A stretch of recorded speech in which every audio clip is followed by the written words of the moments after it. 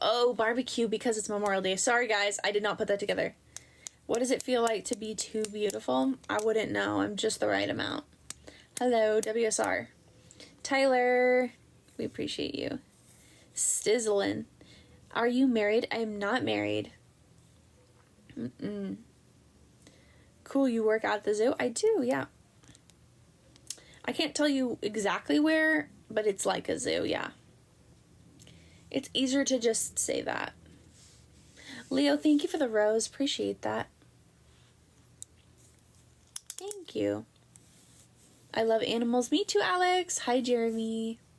My dream job would probably be something more like an animal photographer. I think that would be really fun. Drifter, thank you for the roses. Osman, thank you for the rose.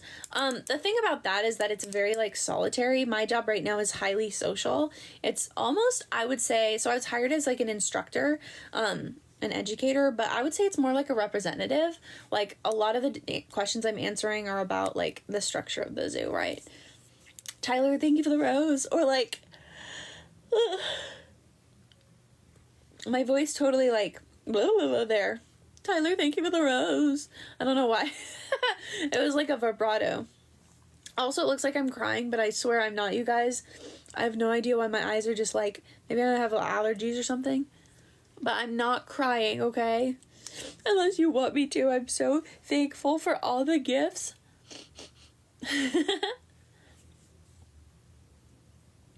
Maybe you're tired. Maybe, but I slept for a long time last night. I even slept in today.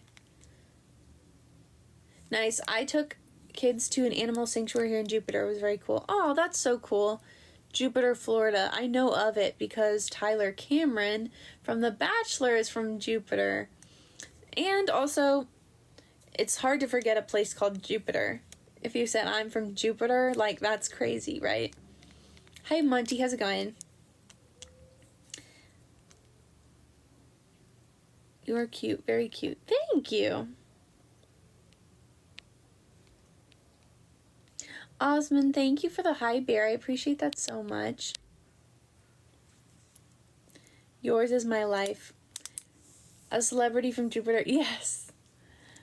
Anyone from... Alex, that's funny. Or Mars. Have you guys heard of the book Men Are From Mars, Women Are From Venus?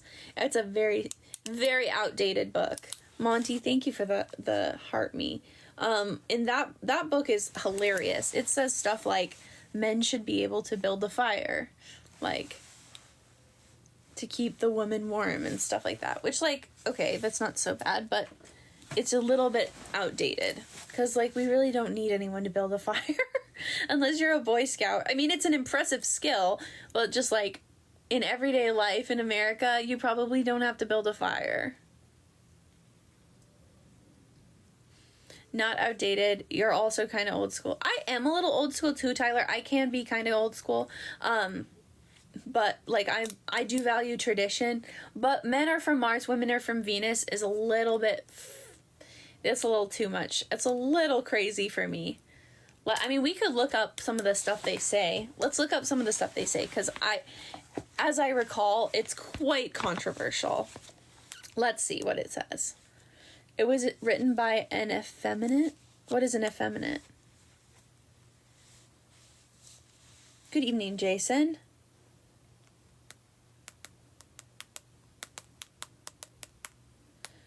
We'll see. We'll take some clips from that book. Let's get controversial.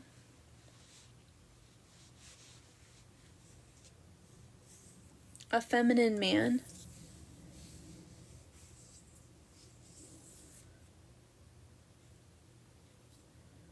Let's see, what are some of the lessons from it?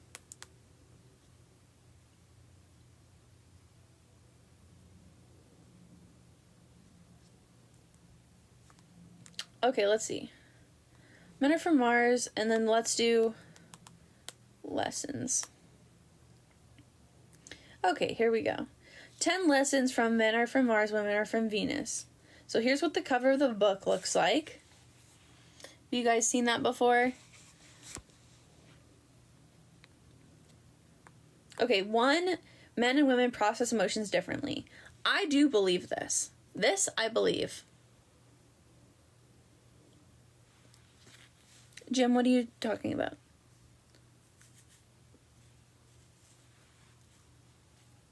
Yeah, this I do believe that men and women process emotions differently. Just so you guys know, I am not one to say that I think women and men are the exact same. Absolutely not. I think we're different for different reasons. I understand why men have risen to the top because of their physical brawn. Jim means animal photography, does he?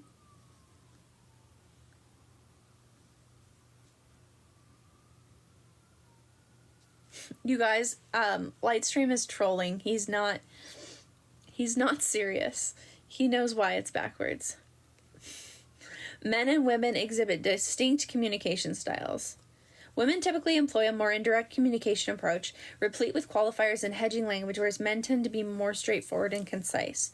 This is true. I don't think this is necessarily because a man is a man and a woman is a woman, but because of how we're socialized. An example would be the other day I got asked out by a guy and I was retelling the story and I told him, I lied to him. I said, sorry, I'm married, which is not true, but I wanted him to go away. And my dad, when I was telling the story, he was like, sorry? You said sorry you're married? I'm like, yeah, because women have to say language to soften the blow, because it can actually, we're socialized to be softer and to be nicer, and for safety measures too, because it might be easier for a guy to hear, oh, I'm sorry, than it is to be like, get out of here, I'm married, And obviously I'm not going to be rude about it, and I don't even know if I said sorry. I think I said, actually, I'm married or something like that, but it doesn't matter. The point is that if I had said sorry, that would be okay too. That's how we're socialized to say it. So I do believe that men and women do exhibit distinct communication styles. That could be very true. Men often take women's words at face value, while women may anticipate that men perceive nuances within their messages. I think that's also true. That's probably true for like flirting, especially if you've ever been flirted with by a woman, chances are you didn't know it, and then later on she was like, I was totally flirting with you, and you were like, wow, I did not know that, because you were being way too subtle. Has that ever happened to any of you guys? Where you're like, okay, well, why didn't you just tell me? Be more obvious. I'm very subtle. If I was gonna flirt with someone, I'm very shy. 100%, yeah. Tyler, that's happened to you? I believe it, because, like, I don't know, we're afraid. We're, like, a little bit afraid to do that. And also, there's the whole thing of, like, we expect people to pick it up. Did it happen to you? I've done it before, I'm sure. There's definitely been times where, like, I liked someone and they did not know.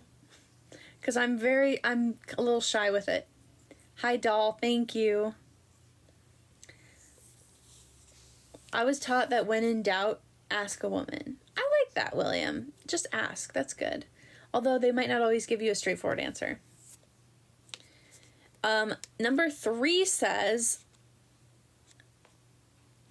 feelings. OMG, a baddie. Goodbye. Thank you. Jose, thank you for the hat and mustache. I literally have very little feelings. That's scary, Jim. Bob, that makes me think you're a psychopath. That's like the mark of a sociopath. You should have feelings. If you are a sociopath, that's okay too. You could also be on the autism spectrum, which could make you not have too many feelings.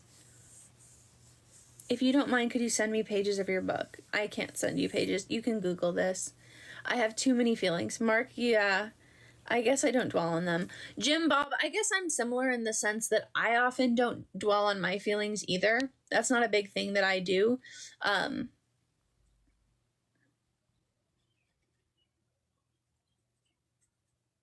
Or life has hurt him. That's possible too, that he's like shut down his feelings. Jose, thank you for the roses. What book are we talking about? We're talking about Men Are From Mars, Women Are From Venus. This is a very old book. I'm reading parts of it and we're trying to decipher if it is real, or like if stuff is still accurate or not really. Pride and Prejudice, that's a good book. Okay. The number 3 thing they said is men need to experience success within their relationships. Men are driven by a desire for achievement and perceive relationships as an area in which to excel. Should they fail or succeed within their relationships, they may withdraw and become emotionally distant. I'm not reading the non-English responses. Women can nurture men's sense of success by expressing appreciation and admiration for their efforts and accomplishment. That, I would say, is absolutely true. I would also say that, and I don't know if this is true for you guys, men's libido can definitely be affected by their lack of financial success. I feel that when men don't feel they have a purpose or feel that they're succeeding in their career and in their financials, that takes away from